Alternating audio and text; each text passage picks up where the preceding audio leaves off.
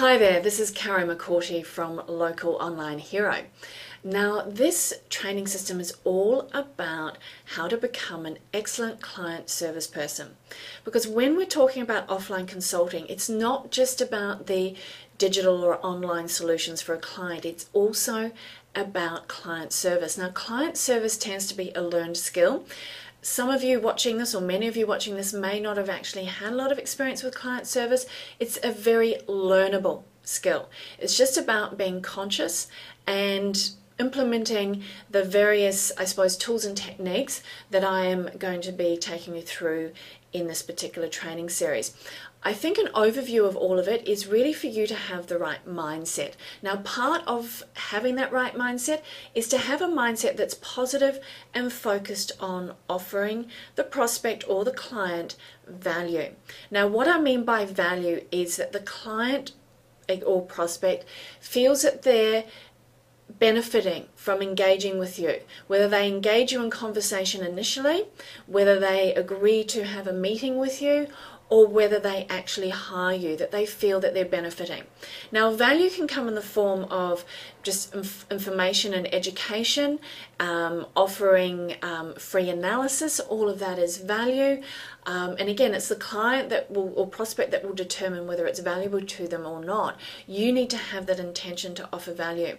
Where people can go wrong is that they focus on looking for approval, hoping that the client will like them, listing their services and expecting the client almost to be wowed by what they're offering. None of that is actually value. When you're in a client service dynamic with a prospect or a client, the energy is focused on them. So they are the star, so to speak, or you're there to offer value to them. They will see you as a star when you have offered that value. They will offer you the accolades once you have given value to them. So that's really one of the keys with regards to being client service, as well as knowing how to present yourself, how to word things, and just really how to position yourself as a professional, as somebody that knows what they're talking about. Now, you don't have to be a seven-figure internet marketer or anything like that yourself, but essentially you are going to know more than they do about internet marketing. I'd say 9.9 times out of 10. If you have that value mindset, you will look to educate yourself further where you need to. And there's many fantastic educational programs on the internet marketing side of this. As far as I can see, there hasn't been a system or a program that really takes you through the client service side. And at the end of the day, it's not about how much you know. It's really like a client doesn't want to know how much you know, they want to know how much you care. So the internet marketing is important. You definitely want to get good results for them. But essentially, it is about you having that mindset of offering value, of being positive, of being assertive, of being confident, even if you don't feel it inside. You have to fake it until you make it. Not fake what you're offering them to, but offering to them, but essentially there is no room for you to demonstrate your nervousness or need for approval or even an experience. None of that is necessary. Even if you're having difficulty in a process, if you do have them as a client, you don't demonstrate any of that. Your focus is on making it a pleasurable and professional process for your prospect stroke client. So I hope that gives you a broad overview. I am going to go in depth on both when you first engage with a prospect, when you have that first meeting, when you get them to agree and you present a proposal, and then also, delivering the work. I've sort of split it into those four main areas. So I look forward to taking you through the rest of the material. Thanks. Hi there, this is Karen McCourty from Online Local Hero. In this video, I'm going to give you an overview about making that initial contact. There's many ways that you may make that first initial contact. It could be at a networking event. It could be at your local gym, at a cafe, in a shop, in a supermarket. That's the face-to-face that you may have. Maybe, at a social setting. There's many ways you may make initial contact, say face-to-face. Then there is also that you may have done some due diligence on say Google Places, you want to lead them with that, and you look at businesses that are already listed there that aren't doing a very good job, or you use a directory, local business directory, and you collate businesses that you want to approach in a particular vertical market that way, and that you decide that you're either going to cold call them, which is really most probably the least preferred for all of us globally, or a better way is actually, I see a warmer way, is via sending them an email with a video designed to add value, a video analysis of a certain part of their business, maybe Google Places, maybe mobile friendly, maybe the whole social media site. Whatever way you make that initial contact, it's always about adding value. That word again. So it really is about value rather than being salesy.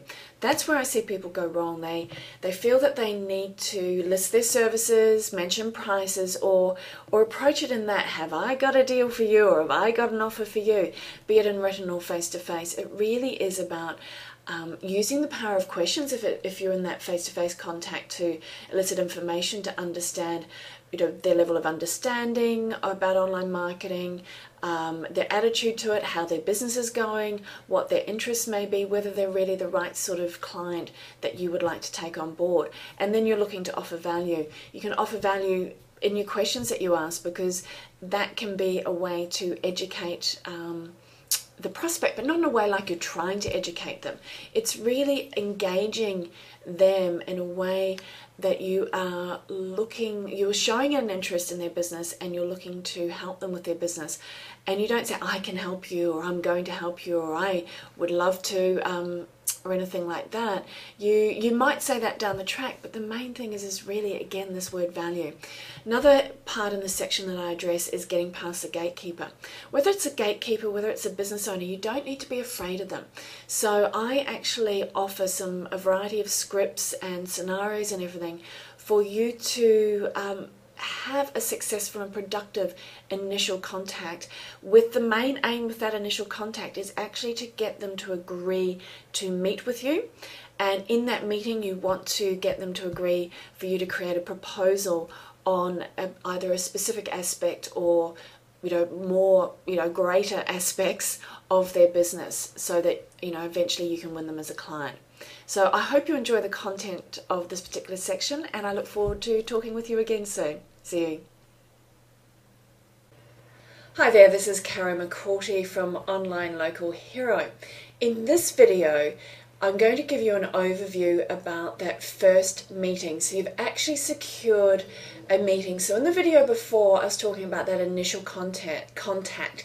And in that initial contact, the main thing that you want to achieve from that is actually to get an agreement for them to meet with you. So in this video and this section, it's about that they have agreed to meet with you and you are meeting them. So the key thing with when you have that first meeting is you want to get their agreement to create a proposal. So in this meeting, you really want to understand more about the business. You may well have made that contact and have already offered value. For example, you may have created a Jing video, something I recommend you do, where you do an analysis of their business. It may be, as I said in the other video again, about, say, mobile friendly, that currently they have a website, but it's not mobile friendly. Fantastic opportunity, I'd say one of the best right now. Or Google Places. There are more and more businesses are in Google Places, however they have not done a very good job. So there's a huge opportunity there. Also getting businesses into Google Places for the first time. Huge opportunity there. Building a social media profile for a business. Major opportunity. All of them are very real opportunities, as well as creating the standard website. So building a website for them, we recommend generally in a WP type format and template, and then also doing the SEO around that. So there's many different reasons or thoughts you may have of how you can help the business. Ideally, you'd do all of it for a business, and sometimes it may be a case of that you get a agreement to write a proposal on everything, or it may be a specific aspect. Whatever it is, the main purpose of that meeting is to have agreement by them, or for them to ask you to come back with a proposal. So this is the initial meeting. So in this area, I've given you some scripts, some PDFs, some information there on what to actually ask, the type of questions that you want to ask them. Now, some of these questions you may have already asked, and that's okay. The main thing is when you're in this meeting, again, to remember that you want to get their agreement for you to do a proposal. So you need to understand, as before when you make that initial contact, you may want to then dig a little bit deeper just to understand more about their business, understand how they feel about online, what they may or may not have done online, and so forth. Always think value. I've been saying that throughout the course of this particular training system. Always think about offering value. In that first meeting, you're not looking to sell. You're not talking about prices. If a potential prospect says, well, how much does it cost? Please always say something along the lines of, well, every how would I say it? Every piece of work that I would do with a client, or every project with a client, is very individual on that actual client's needs. So what I need to do is understand more about what it is you need, and then I'd go away and I'd look at it very carefully, because I want to think strategically about this, and then I'd come back to you with a proposal and pricing within that. So that's how I avoid, I had to think there for a bit there on my feet, but essentially I use the terminology of project, that I see a new client as I'm working with them on a particular project, and that I need to understand more what their needs are. I then want to think strategically, their words clients like to hear, and I'll come back with a proposal and also pricing, recommended pricing within that. So I never ever talk about prices initially. If they say, well, can you give me an idea? Come on, just give me an idea. I'd say, well, it really, again, I'd still be hedging that. I'd be saying something along the lines of, well, it really depends, again, on what else we may be doing for you. As a standalone generalization, I would say a mobile-friendly site would be between 1,000 or 1,500, depending on how many pages, how big that mobile-friendly site is. A site, 10-page site, I'd generally do for XYZ, however much that you would do that site for. So I may sort of give a very broad if I have to, but generally I've never had to. I've managed to avoid that because I'm always, again, offering value. So I communicate to them in a way that I really need to understand more about what their individual and specific needs are, so that I can then take that away, think about it, look at it strategically, and then come back to them with a proposal. It has never failed me as an approach. So they're just some tips there, and have a look through the actual PDF of some ideas of questions to ask them in that initial meeting, and just be very clear in your own mind. I say to everybody, understand what the purpose is for when you're engaging with somebody and what your desired outcome is. So the purpose in this, as with everything, is to demonstrate value, and the desired outcome is that you want to get agreement to create a proposal for them. And it's actually very easy to achieve. Again, when you demonstrate value, they tend to open up like little flowers. So I look forward to talking with you again in the next video. See you. Hi there, this is Karen McCourty from Online Local Hero. In this video, which is the last video, and this is the last section in this particular training system, this is now about presenting the proposal. So you've had the initial contact, be that face-to-face, over the phone, via email. You've managed to secure a meeting. Now that first meeting could be done over Skype, it could even be done over phone in a way, it could also be done face-to-face. Generally, I'd say most times we're talking face-to-face or Skype for that.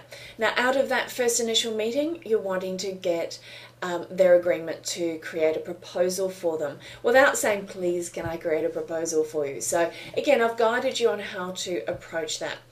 In this meeting, the main intention, so the purpose is always to offer value.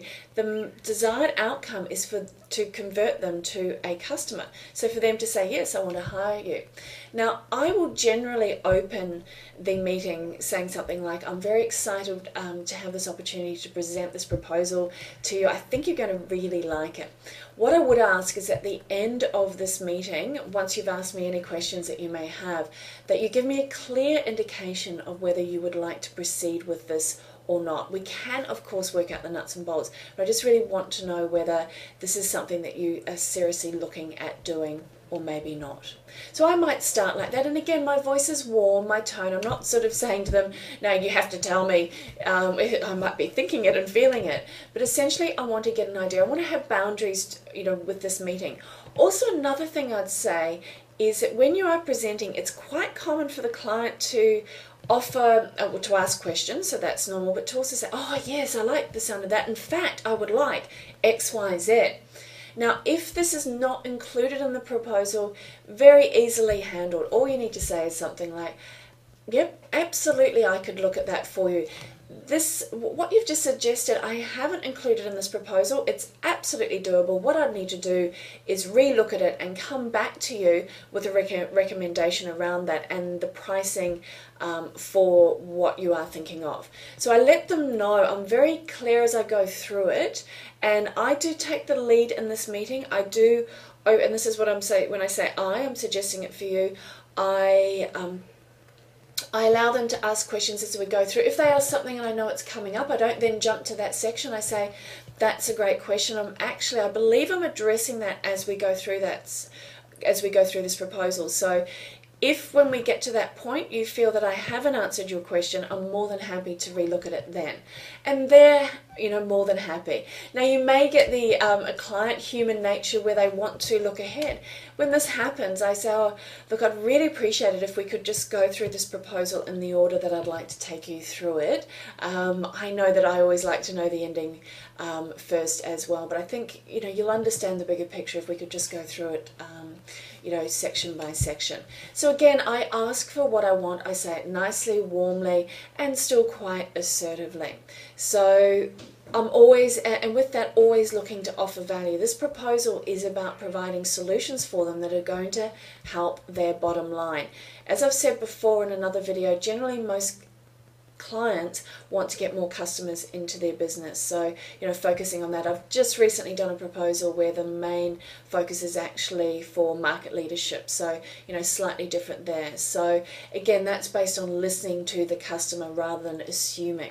So again, with this particular section, it is about converting to a client. You actually have to ask people if they want to become your client.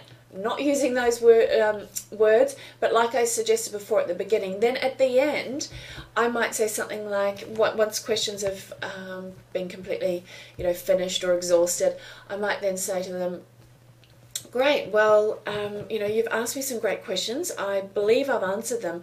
Now I suppose it comes down to, what would you like to do next? And if they say, oh, well, I need to sit with it for a couple of weeks, at that point I might say, okay, well, from my perspective, I just need to let you know that I am submitting other proposals, and I had imagined putting you first to get this done. However, I'd need to have a response from you pretty much within 48 hours. At the longest, I could leave it for 3 days. Is that something that maybe we could work towards? So again, I've asked them based on what I want. Often you'll find that clients or prospects will say, yeah, I want it now, but others, there are the type that don't like to make a decision. And again, don't take that personally. Remember that they're human like you are. You have your quirks, I have my quirks, the client has their quirks. You've just got to learn to dance with that. So with all of these videos, with all of this training, I hope you realize that, particularly with the videos, that I've really look to simplify it. It's not hard, but you do need to be conscious about it. You need to consciously think about the client service and consciously think about adding value, and really consciously think about them rather than yourself. When you do look at it from their perspective, looking to offer them value, it is very easy. Why it seems hard for people is because they are focused on themselves. They're worried about what the client or prospect may think about them. They are desperate for the business. They are worried that they may not agree to the prices, or you're not sure that you're going to be able to do it. I promise you, you can deliver to a client, even if you don't know how. You can. You just get outsources. What I want for all of you watching this is to think about working on your business rather than in it. This client service part is so important, because that's how you get more business. That's how you get more clients, referral, and also with your own attempts to as well. So I've really enjoyed bringing this whole training system to you. Hopefully you've got a lot of value from it. Really go over these materials, copy and paste whatever it is that you want to for yourself. But the main thing is just remember, it is a learned skill, client service, and it is something you can do. It is something that's enjoyable, and you can have a really, really long and fruitful business relationship with your clients. That's my experience based on I'm very, very focused on client service. When you are, you too can enjoy the same experience. So thank you for your time, and I'll talk to you soon. Thanks. Hi there, this is Karen McCourty from Online Local Hero. In this video, which is the last video, and this is the last section in this particular training system, this is now about presenting the proposal. So you've had the initial contact, be that face-to-face, over the phone, via email. You've managed to secure a meeting. Now that first meeting could be done over Skype, it could even be done over phone in a way, it could also be done face-to-face. Generally, I'd say most times we're talking face-to-face or Skype for that. Now out of that first initial meeting, you're wanting to get their agreement to create a proposal for them without saying, please can I create a proposal for you. So again, I've guided you on how to approach that. In this meeting, the main intention, so the purpose is always to offer value. The desired outcome is to convert them to a customer. So for them to say, yes, I want to hire you. Now, I will generally open the meeting saying something like, I'm very excited to have this opportunity to present this proposal to you. I think you're going to really like it. What I would ask is at the end of this meeting, once you've asked me any questions that you may have, that you give me a clear indication of whether you would like to proceed with this or not. We can, of course, work out the nuts and bolts, but I just really want to know whether this is something that you are seriously looking at doing or maybe not. So I might start like that, and again, my voice is warm, my tone, I'm not sort of saying to them, no, you have to tell me. I might be thinking it and feeling it, but essentially I want to get an idea. I want to have boundaries, with this meeting.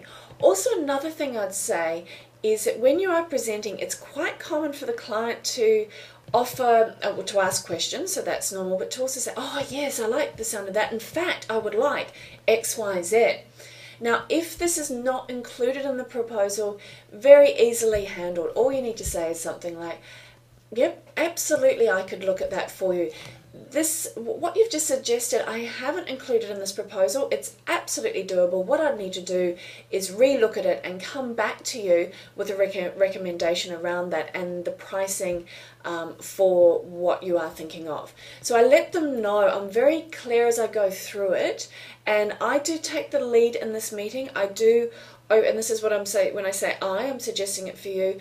I allow them to ask questions as we go through. If they ask something and I know it's coming up, I don't then jump to that section. I say, that's a great question. I believe I'm addressing that as we go through this proposal. So if when we get to that point you feel that I haven't answered your question, I'm more than happy to relook at it then.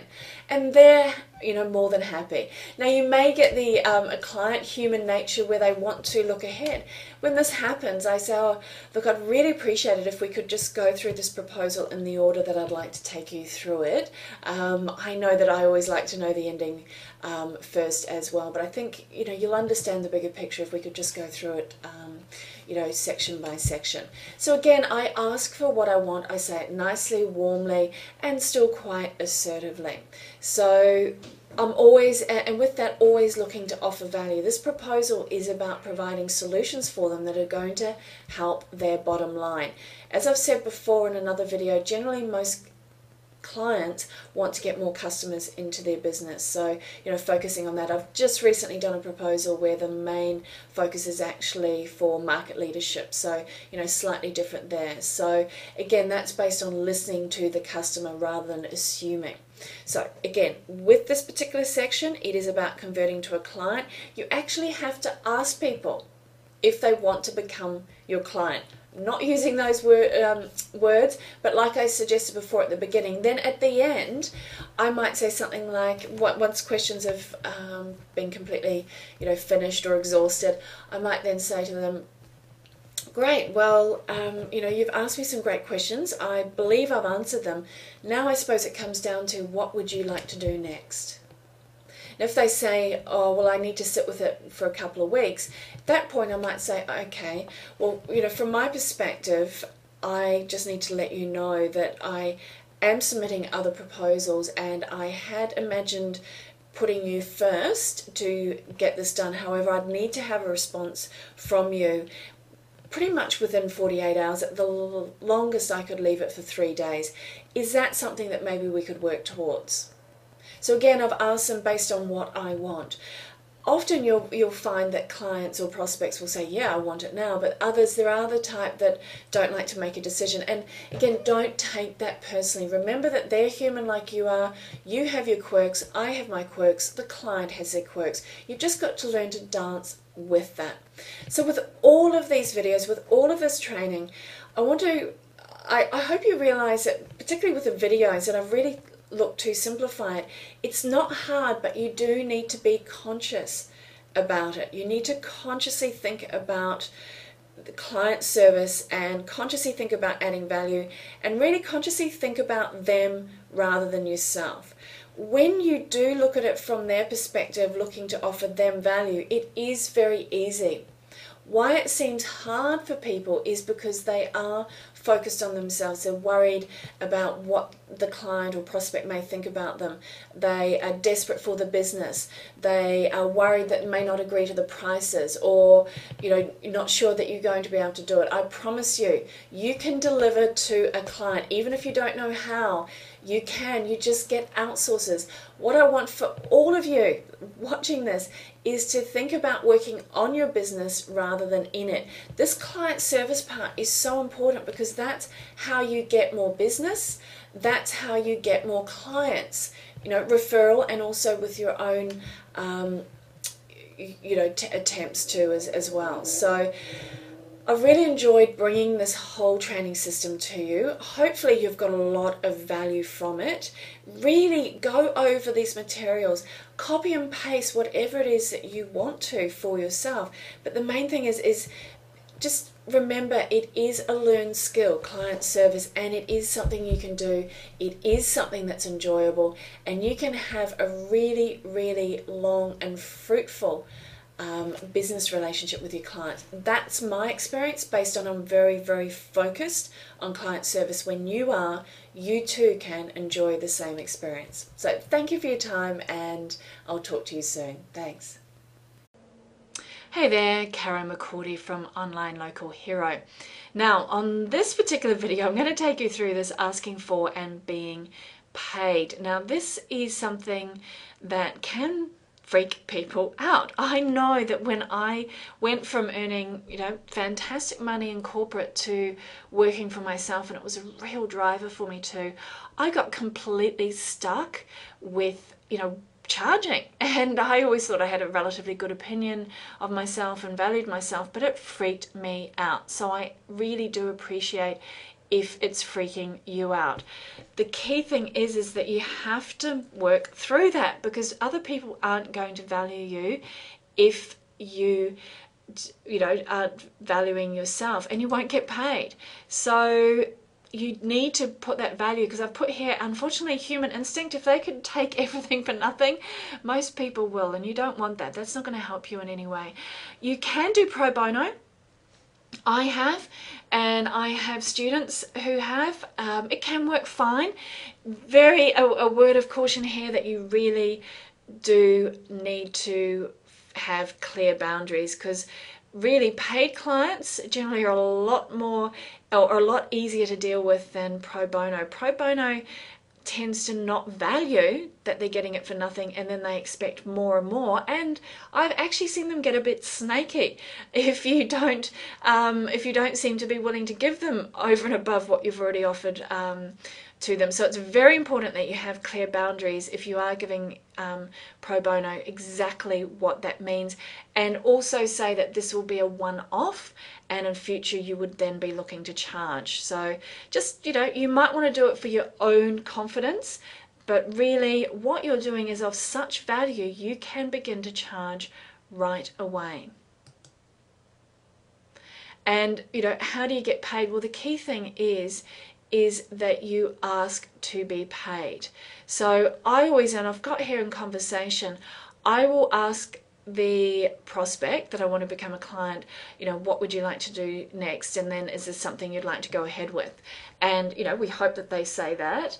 And, I've just actually word for word had that said to me quite recently. So it does happen. I have had a lot of yeses, more yeses than no's in my career, and I would wish that for you as well. And I think that's because I do know how to navigate the whole client service part, and I hope after this course that will help your confidence so that you can approach it professionally, and focus on the client service side as well as the online activities that you'll do for them, or digital activities.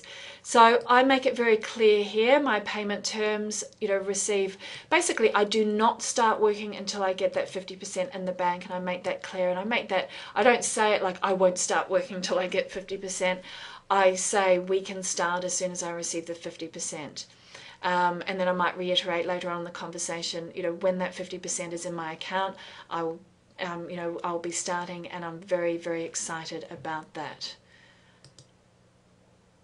As I said, every client situation is unique. Ways to receive payment, up to you based on what your accountant recommends, how it works in your particular country, and so forth.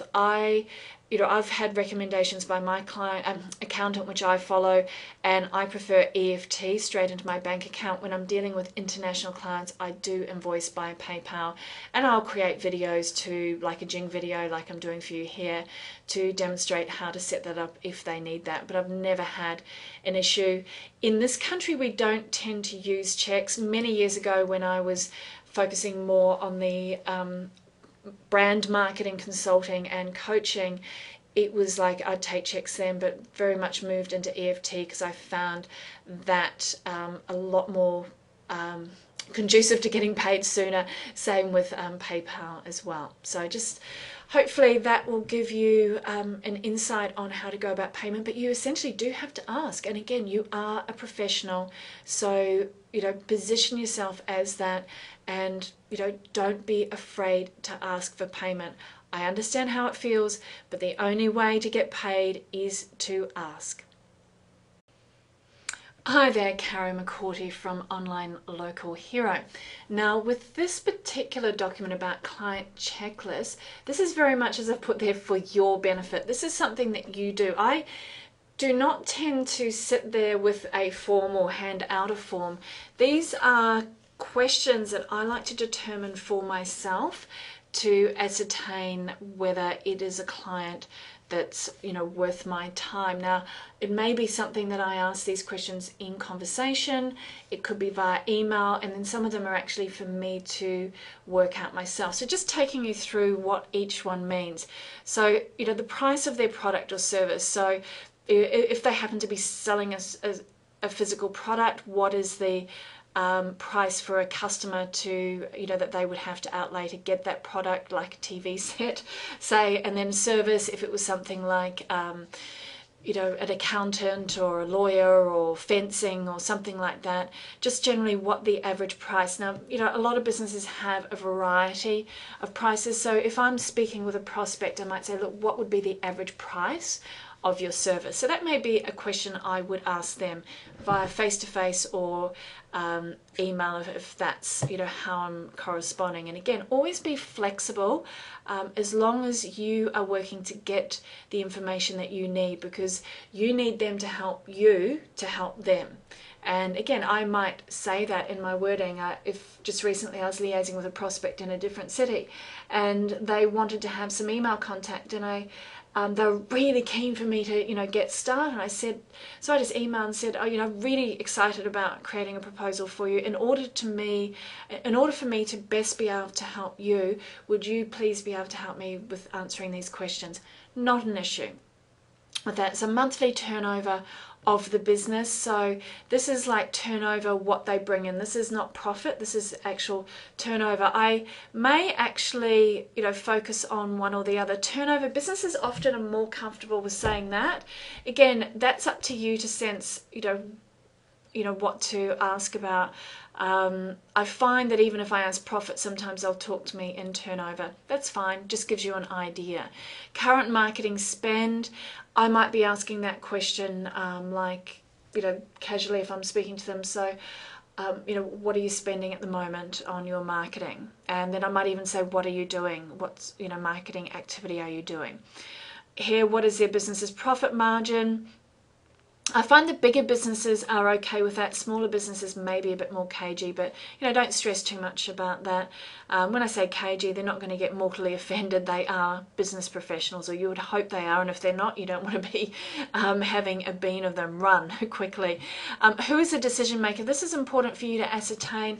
You might ask that question, or you would be asking questions around that. By that I mean I might be saying, what's the structure of your business? And so they'll say that. I say, so with regards to expenditure into or investment into your marketing, who would be the best person to speak to about that? So I might ask it that way, but essentially I want to get clarity for myself. These are all things for you to get clarity with yourself. Existing problem for the business, I'll be saying, so what do you see as your main issues or your main problem right now? How motivated? That I might not even ask that way, but I'll be getting a sense of that. And then I might ask a question like, so right now, what are your priorities? Is it about growing the business? Is it about hiring the right people? What is it that you are really looking to focus on right now with your business? Or I might ask outright, so how much of it is it a priority for you to grow your business?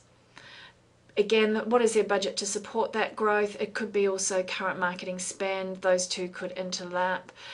What are their current websites? I would be doing some due diligence there. And I might say, look, I understand you have website A and website B. What else do you have? If it's the first time I've met them, I might be asking, well, what's your website, or how many do you have?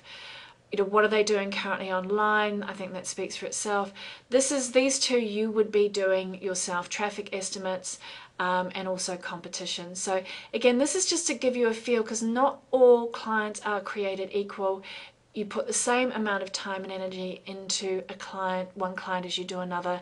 So you want it to be worth your while. And I say that from a point of also wanting to offer value rather than arrogance. Hi there, Caro McCourty here from Online Local Hero.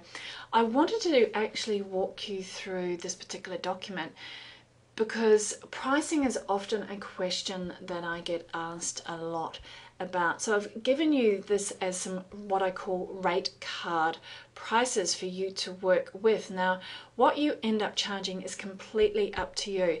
It's a combination, as I've put there, of what the value per customer to the client is. So meaning that you're going to do the same amount of work for a client that has, say, $100 per customer value as for a client that has $1,000. It's going to be an easier sell for you for the higher end type client that has a higher value customer. And with those pricings, I've seen a variation here with the corporate website, and with all of these elements, I've seen some people put keyword research into this area. I tend to like to break them out because I do see this is a very complex and involved process in of itself, so, and an enjoyable one in my opinion. Again, I've made it clear there are additional website pages. As I mentioned in another video, I always specify 2 rounds of revisions, and that there would be an ongoing charge if they want more. Again, you need to have boundaries. They can be communicated in a very nice way. This is about being professional, being a business, because people unfortunately can keep on taking and taking unless you have clear boundaries. And when you set a boundary, it's very easy then just to say, well, no, as I described before, this is what is included in this particular price. And I always keep my voice very much in that charge neutral, which I know I've spoken about in another video as well. So they're just examples here. SEO for brand website, that's based on, I think from memory, 5 keywords, including, a theme, a major keyword, and 4 other keywords. What you choose is very much, again, up to you, but certainly that does give you a guide there. And this is an example of, you know, whether it's US dollars or AUD or whatever. I've put here a rule of thumb. I do tend to discount initially. In a proposal I did recently, I also included marketing consulting because that is something I can credibly offer as well. I'm trained, university trained in brand marketing, and spent many years in the corporate world on that side of things. So I will include that. I offer both consulting for their online presence and also their overall marketing, brand marketing and branding. So, you know, that gives you an idea of how you can price things out.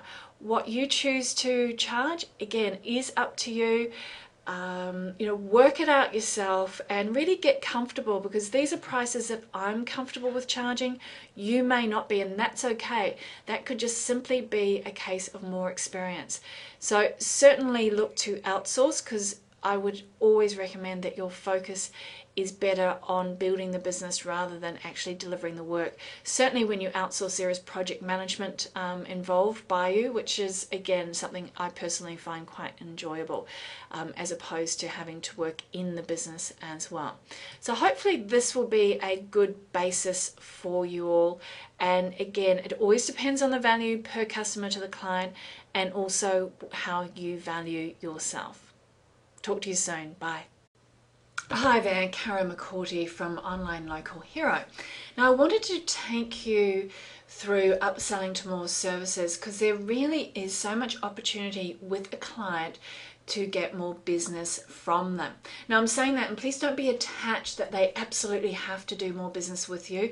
Generally, when somebody's had a positive experience with you, they will look to have more. You would know that yourself from with regards to online marketing, you know, in the whole online guru type world, that if you buy off a particular person, you're likely to be interested in products, more products from them if you've had a good experience. Same too for you as a consultant. So if you've been doing, and you would have heard me say so many times, value, value, value, that I'm sure it's ingrained in you now, that by offering that value, that will actually be the crux behind upselling to more services, because they've had that good experience. So there's a good chance that they are open, and there has to be a genuine need. Now, in another video, I show you an example that I have recently won a client with this particular proposal based on meeting their needs. And there is an opportunity for me to upsell at a later stage into doing more social media for that particular client. Now, you may have, because I think one of the best lead-in strategies as a smaller, you know, job to get in there, and certainly for you, if you're wanting at that stage, you want to build your confidence and get started, it is, I think it's the best, is mobile friendly, because so many businesses are not mobile friendly right now. Their websites aren't. So I might say something like, when we're coming towards the final round of revisions, I might say, you know, I'm glad, this is based on that they have expressed that they're enjoying it, or something like that. I might say something like, when we're at that final stage, I would love the opportunity to sit down with you again and look at what I could be able to help you with your website. I know I touched on that to begin with, and you signaled that you weren't ready for it. Totally respect that. I would really like to revisit that. Appreciate you may not want to make a decision at this stage, but I'd just like to at least give you the benefit of understanding more what is possible. So I've just made that up off the top of my head, and then you've got that sort of like as a script there. So it's just essentially that I am communicating that I'd like to revisit something. I'm always, another key thing is I'll always look to make an appointment time with them. So it's not, I see people make this mistake where you suggest something, they go, oh, okay, and you go, oh, good, great. And then you leave it like that, and you're expecting them to come chasing after you. A prospect or client will not chase you. They'll chase you to get what they've paid for, but they won't chase you to do more work for them unless you follow through. So you really need to follow through. And I might then say, if they say, oh yeah, okay, all right, well look, no promises, but yeah, I'm happy to do that. I go, great, well look, could I make a time on Thursday, say afternoon, would that suit you? They may say, oh look, this week is shocking for me, I really can't do it. oh, not a problem, not a problem, how about next week? Or if they say, oh look, I really can't for a couple of weeks, I go, okay, so would, like in the third week, would that work for you if we put a date if we locked a date in the diary now? So I'm looking to make it as certain as possible. And again, I always have a warm tone of voice, assertive and warm, and that's what I'd be recommending for you to have as well. And I said the key elements: don't give up, always respectful, do hear them, and you can still persist. So, you need to listen to what they say, and you can still persist, but maybe in the time frame they're indicating. Always look to get concrete dates in the diary, and also being clear what it is that you are responsible for. This may be with regards to the work you're currently doing. I just really wanted to add that there as well, because what the value you're adding is actually to help get traffic and make it conducive for them to convert to a customer, but that will always be their job. So again, enjoy this document, and remember that there are huge opportunities for you with regards to upselling.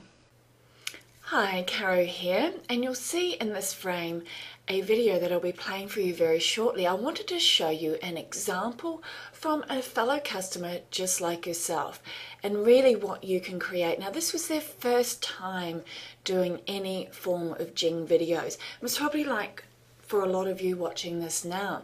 Now, they took the script, they did add their own flavor to it. You'll see as you watch this, it's very much focused on value for the prospect, and this is what we really want you to have, is focus on that value. Now, you'll also pick up their tonality is very warm.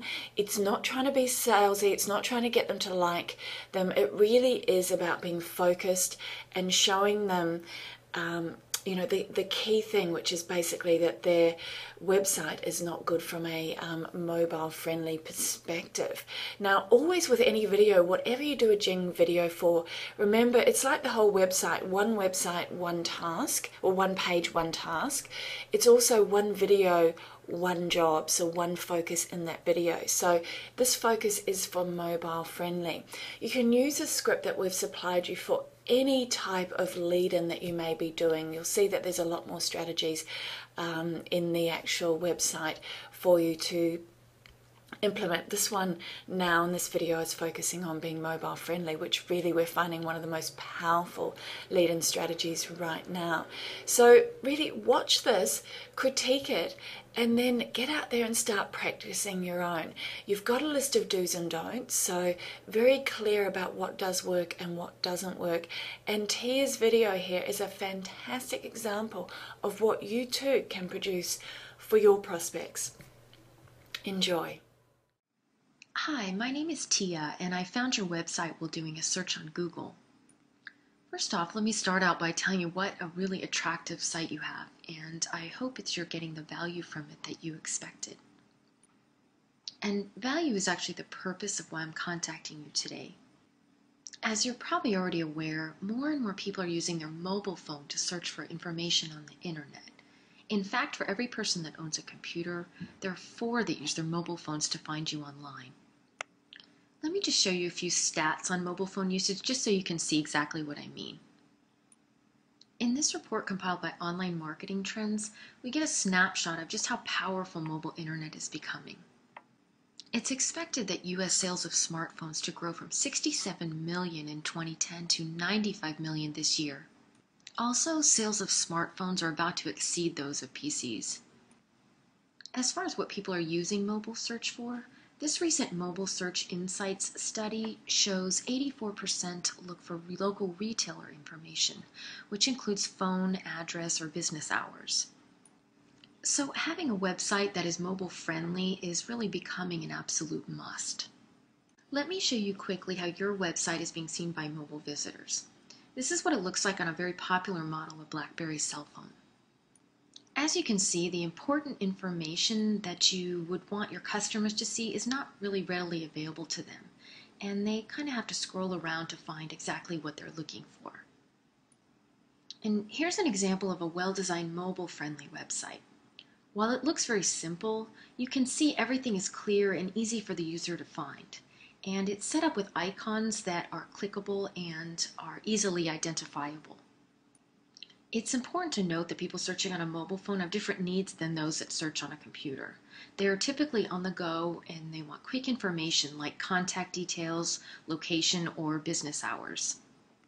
But best of all, these mobile searchers are typically in take action mode, meaning they're ready to call you or visit your business. And unfortunately, if they can't find your information quickly, there's a pretty good chance they'll just move on. Now, what's great about a mobile site is it doesn't affect your existing website at all.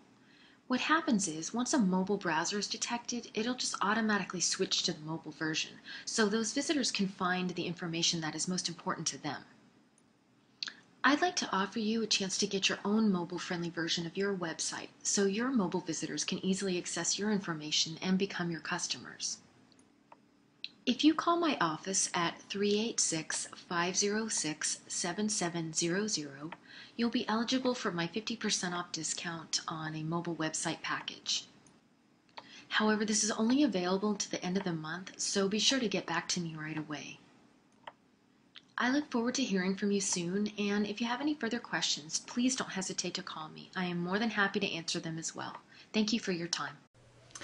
Hi there, Karen McCourty from Online Local Hero. Now I wanted to take you through a proposal. This is actually very close to something that I have just presented and won a $12,000 contract, and it's going to be $2,500 ongoing. So this is very, very real for you to use as an example. I also want to say that really the proposal has to be unique to the business owner that you're talking with or the business that you're talking with and what their needs are. So please do use this as a guide of what you too can do, but it's really not going to be a case of copying and pasting, because every business's issues and needs are unique to their business. So first of all, I suppose, because this will take a few videos probably to get through, some of the aesthetics that I think is very important so that you look professional. Logo here, and I always bother to fill in information down here as well. And again, prepared for, prepared by, so that's for the client, the name and the business, prepared by your name and then the date. And then, you know, standard like online marketing proposal could be, you know, you can use your own terminology there. So that's for the first page. Then if we go to the next page, this is an example of what I call the executive summary. I cover the background here, why they approached me for this particular business. It was very much about market leadership. More often than not, you will have businesses wanting more customers. Certainly this business would like that, but their key area was more around reputation management and market leadership. So this is very important for you when you have that first meeting with the prospect, that you really listen to what their issues are and you use questions, as I've given you guidance on the type of questions to ask and also the checklist of what to ask to ascertain this. So do not assume that it's going to be that they want more customers. Certainly it's highly likely, but in this example it was really more about reputation management and market leadership. I tend to do 2 to 3 objectives. Because this was so clear around those two areas, I've just kept it to those 2 objectives. No need to clutter it up with anything more than what you need.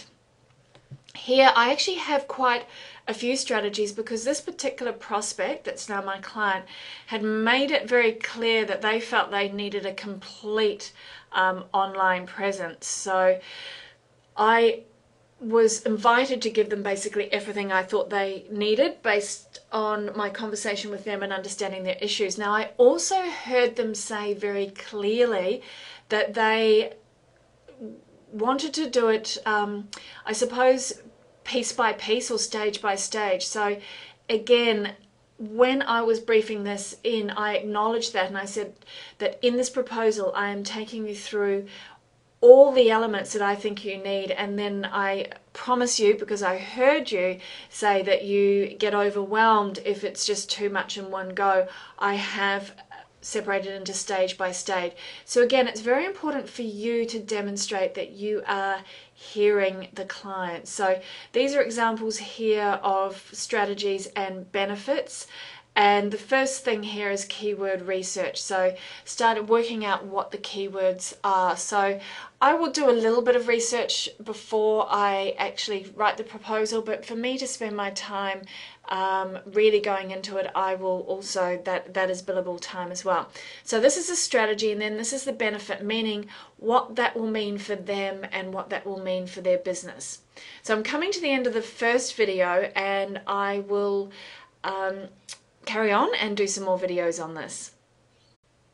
As I mentioned, this particular proposal does have more strategies than I would typically be going through. So normally I would aim to have between, it's probably around about 5 would be standard, between 3 to 5 strategies. Now this actually has 9 with A and B in some elements. As I said in the earlier video, this client was looking for a major, I suppose, in-depth response.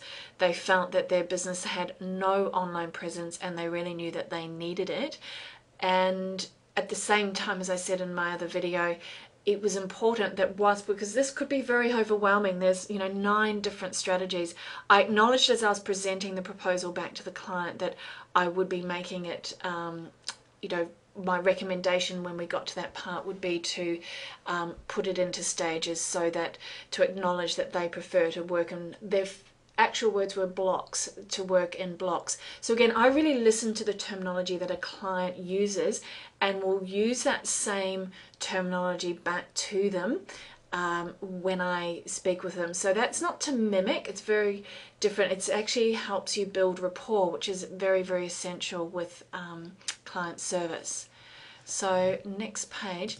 Now we get into the action plan. So we've done the strategy, we've done the background, key issues, objectives, strategies, and now action plan. So these are the elements of the action plan in depth. Now everything you do will be relevant to your particular prospects' needs, their issues, and what you believe you need to be doing for their business. Now that is something that only you can determine. Please do use this as a guide, but this is not a cookie cutter proposal for all businesses. You will not win business if you do that. You really need to go through the process as I've laid out in the materials that you have already. So that's an example there. I always include a screenshot. You'll notice these screenshots, they don't relate to any specific, continual business. In order to protect this client's privacy and confidentiality, I have changed things around with regards to visuals and names and so forth. However, these contents here is pretty much what I am doing for this client. For another client, I could approach it, very differently. Again, I've specified here with the website. I think one of the things, how you create your website's up to you. You can use this as a guide, but I think here you want to specify those round of revisions. Now, most probably I could have, and I'd recommend you do include that any additional revisions after the 2 rounds will be subject to, like and you might put a price for a fee, or I tend to not put prices in here, but will be subject to an additional fee. I'd most probably just put that comment there. And again, SEO, so I've separated out the website and then the SEO because they're 2 separate functions. This can't happen until after you have the website. And the package that I did for the SEO is based on what I chose to do for this particular client. Same with this with Google Places. It's probably relevant to say with this particular client, they are an Australian-wide business. Now, you will have that if you're in the US and the UK. However, it's still important from a market leadership perspective that they are seen to be in Google Places. So whilst they're more than a local business, they do happen to be an Australian-wide business. Still felt strategically it was very important that they do have a local business listing, so that it gives that feeling of magnitude that they do have an office, which they do, and they are located somewhere. So generally Google Places is likely to be in any proposal that you create, and this particular client isn't in Google Places. A lot of them may be in Google Places, and it is an opportunity for you to improve their listing. So I will stop this video now and we'll move on to the next one. For this particular client, it was crucial that they had a blog. So I was going to, or I will be creating for them both a website and also a blog. The website is to help with their branding for the overall business. Now this is something, what they had currently was just appallingly done. So we are starting from scratch using the same domain name. With this blog, it will be attached. I'm choosing to attach it to the main domain, and it will be, so, domainname.com / this particular blog. The reason for this strategically is that they need to build market leadership. That is something that is the crux of this proposal. So that is why I've suggested that. That may or may not be relevant to your own prospect stroke client situation. We tend to use the WordPress template, which is traditionally a blog. So we will be creating the website using WordPress. It will look like a static website. Then I will be attaching separate to that a blog that is designed to look like a blog. So they are actually two different things, even though they are built on the WordPress functionality. LinkedIn, in this particular proposal, because they are looking to leverage market leadership or really build a market leader profile, LinkedIn is often the forgotten social media. So for business to business, which this particular client is, it's really, really relevant. Now they did have or do have a LinkedIn profile, but it's very, it's just poorly done. So it's really a case of updating that for them. And you'll notice there I've put ongoing social media management of LinkedIn account not addressed in this proposal. Reputation management. I don't, no, rephrase that. Reputation management isn't always necessary in a proposal. Again, because this one is about market leadership and they were concerned about conversations happening in the industry and they weren't part of, it was crucial that this part was included. Now, often when clients will ask for reputation management, it is because they're concerned that maybe something negative's been said about them. This particular client's not worried about that. It's just more that they want to be included and make sure that they build their presence. So that's why it was very much a necessary element. Again, all I can keep on saying is really listen to what your prospects' needs are and you create a proposal relevant to that. It's not about copying and pasting every element of this and using it, because you won't win the job because you've demonstrated that you haven't heard what their needs are, what their issues are. Mobile friendly, these days most businesses do need it because most businesses are not mobile friendly. So that is a fantastic opportunity. This standalone is a great lead-in strategy if you're approaching a prospect yourself. This particular prospect did come to me via referral because I have been in this industry for some time, but I had to start just as you may be starting now as well. So we all start in the same position. So that's an example there, very easy. This is just a website I found online and put it in there, so it's not relevant to this particular proposal, but it gives you an idea of the approach of I would put whoever is the business that you're creating the proposal for, I put their domain in there so they can see a screenshot. With regards to Facebook, again, I'm only talking about setup here, and you'll see how I've staged or blocked that out as the client had made very clear that they get overwhelmed by too much. So I am blocking that out, and at this stage I am only focusing on Facebook as a setup, same with LinkedIn, and this is certainly a wonderful opportunity for upselling down the track. So I'm demonstrating both I listen to them and I know that there's more opportunity. Here we've got just designing it, saying here that ongoing social media management is not included in this proposal. So again here with the Twitter page, same comment, this is just setting up that particular page. So I wanted to put those elements, those social media elements in this proposal, because again, with this particular client, they said that they very much needed to have an online identity and that they didn't have one currently, not to their liking. So it was very relevant for me to come back with some social media solutions. However, I felt that to have gone into the ongoing management of it would have been too much for them to grasp, given that they'd already indicated to me that they get overwhelmed by too much at once. So again, that's how I chose to approach this. You may choose to do it differently.